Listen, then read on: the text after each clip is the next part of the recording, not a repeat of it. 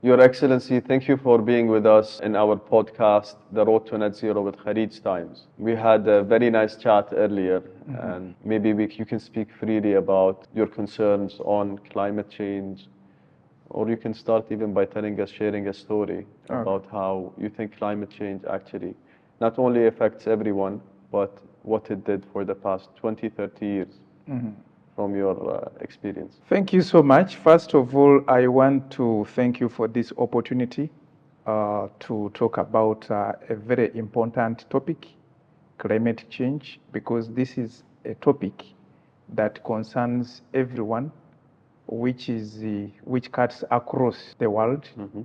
It keeps bothering me when I hear some people calling it a hoax, because where we live all, we've seen effects of climate change. However, I'll begin by sharing with you what Uganda thinks about this, what is being done in terms of adaptation, mitigation, and also participation in the implementation of different policies. Uganda remains committed to address the impacts of climate change through the different adaptation and mitigation interventions. Climate change, as we are well aware, is caused by global warming, an increase in the Earth's surface temperature and greenhouse gases. The threat of climate change affects all sectors of the economy, and its impact goes beyond national borders. It doesn't only impact one place, either Affects south everyone. or north. Absolutely, affects everyone. The economy of Uganda is highly vulnerable to climate change due to impacts on key sectors like agriculture, fisheries, water resources, forestry, energy, health, mentioned but a few. The effect of climate change on these key sectors hampers efforts to reduce poverty, to improve people's well-being and household incomes. This necessitates policy actions to build on climate change resiliency and climate compatibility and adaptation. And Uganda is doing so much in this line. For example, the government's response to climate change impacts remains through policies and the international collaborations to address these challenges and promote sustainable development while mitigating the effects of climate change. I'll use an example of the change of the rainfall season to show you how climate change is impacting Uganda. When I was still in school, we used to learn that the rainfall seasons in Uganda are two. Okay. And usually it was from March to May, the first rainfall season every year.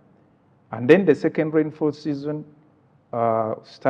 used to start August until October. Okay. But now it can rain anytime. At times when you expect the rains, it is dry. This is November, but it's raining heavily in Uganda, which used not to be the case. In March, I was in Uganda for official engagements. It used to be a rainfall season, but it was very dry. Very dry. So that is how the impact, it is impacting on Uganda communities. And as I mentioned before, it also tries to slow the progress of government efforts to fight poverty. Because Uganda is an agriculture-based economy, and if the production is affected by climate change, then everything will slow that is related to this sector. I applaud your efforts and the Ugandan government's efforts, Your Excellency.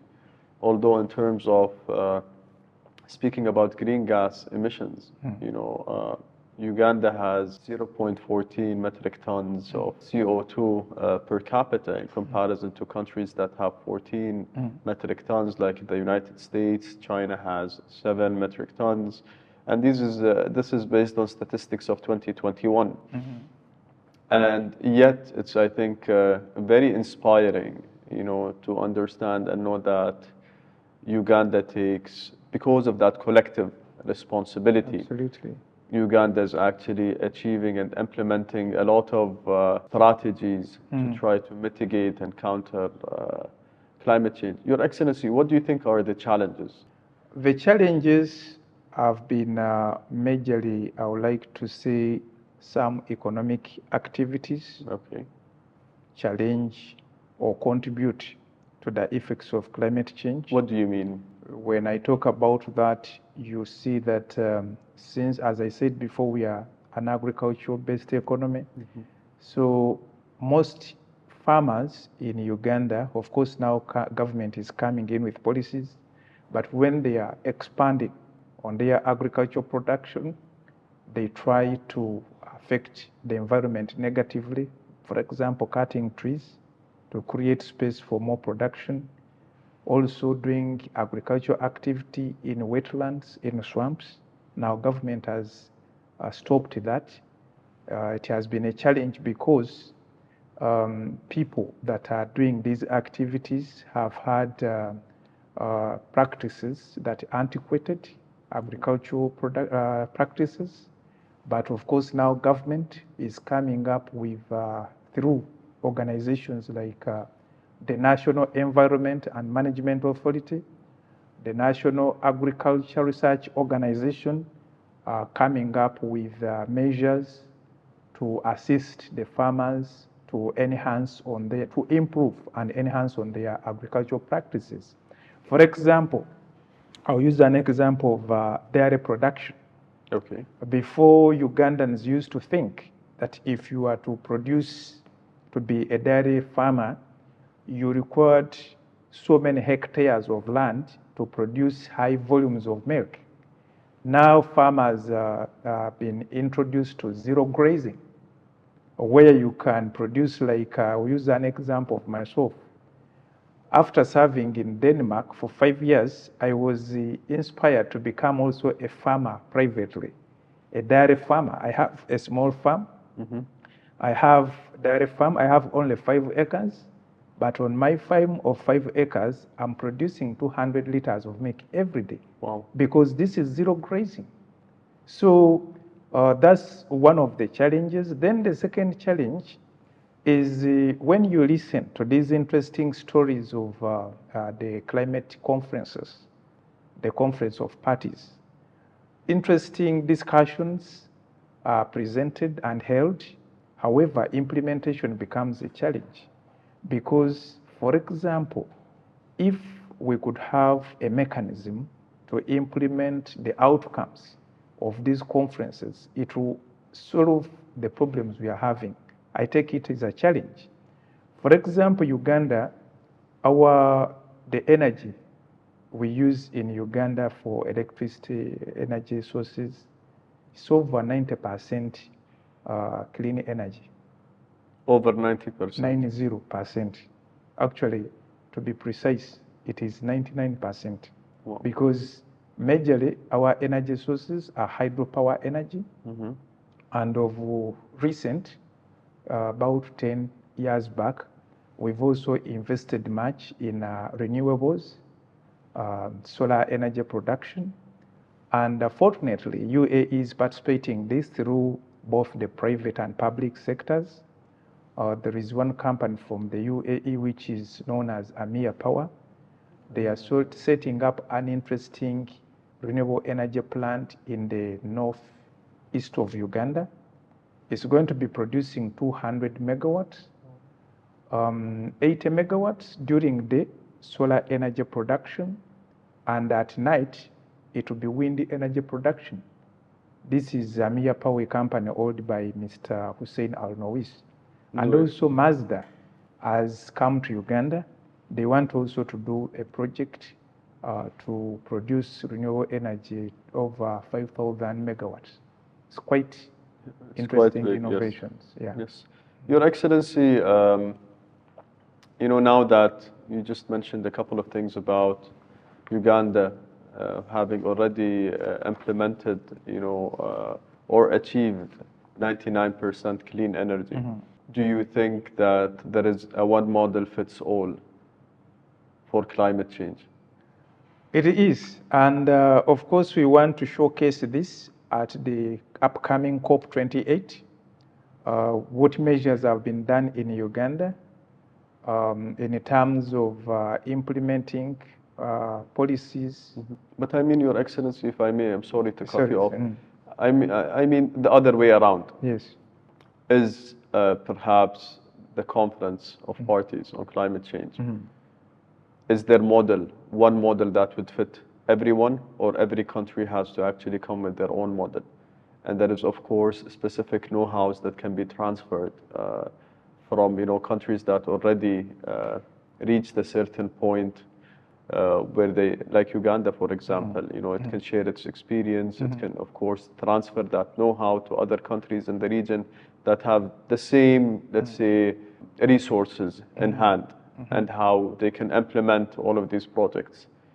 And so my perspective is it something that we discuss more freely? Yeah. That there is specific countries who understand all of this. They understand that it's a collective responsibility, and they are accountable to ensure that there is things that have been made, and not everyone really knows about them.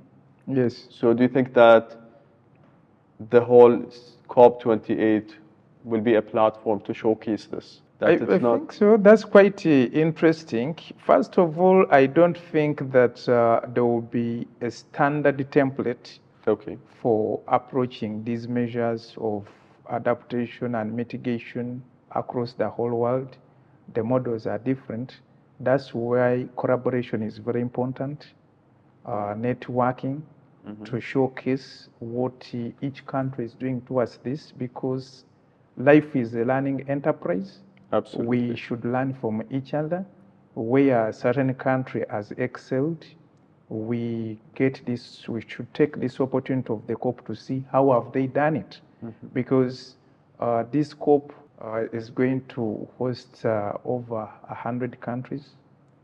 So it is going to make it easy for policymakers, for companies, for businesses to see what is happening around the world in one place.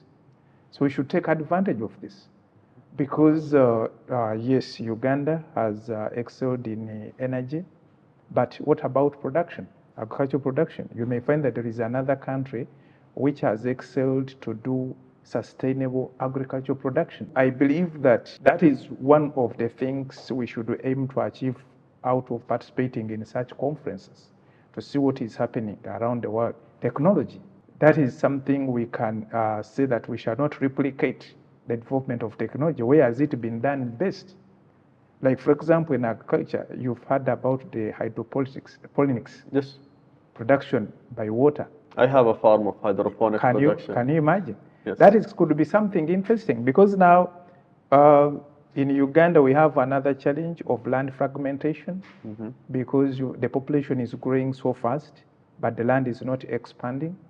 So you find that, for example, my grandfather, who used to own 200 acres, one person, now all his sons had to share this land. And if one person was using 200 acres for production, now when he has 7 sons and they are given this land equally, it means that every son now is using about 30 acres. So what will happen to the grandchildren?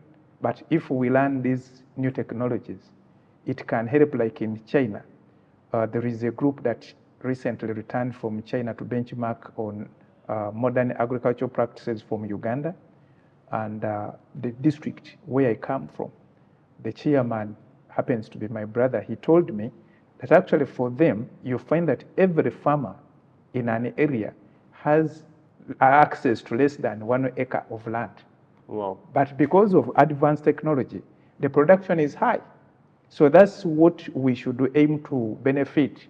One of the things we should aim to benefit from our participation at COP28, to see what has been best done where. How can we learn from that instead of replicating the technology? Because when you replicate, it comes with financing.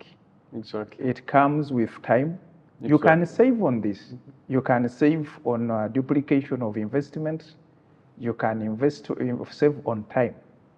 And do you think this COP28 has that? What's the difference in your perspective between this COP that is happening in UAE and the other COPs? Actually, I was privileged Yes. to attend last week the pre-ministerial COP28 meeting here in Abu Dhabi. And at the opening of this meeting, I heard from the presentation of the president-designate what is making this COP different. Dr. Sultan Al-Jaber mentioned that many good policies and concepts have been developed in the previous conference of parties, and also pledges done, but less has been done in implementation. So this time around, COP28 is planned, is being organized to have uniqueness in terms of coming up with an appropriate and effective implementation system or framework and deliverables. For example, he mentioned that for the previous COPs, very few stakeholders have been included. For this time around, they are trying to include as many as possible stakeholders, to mention the private sector, to mention the youth.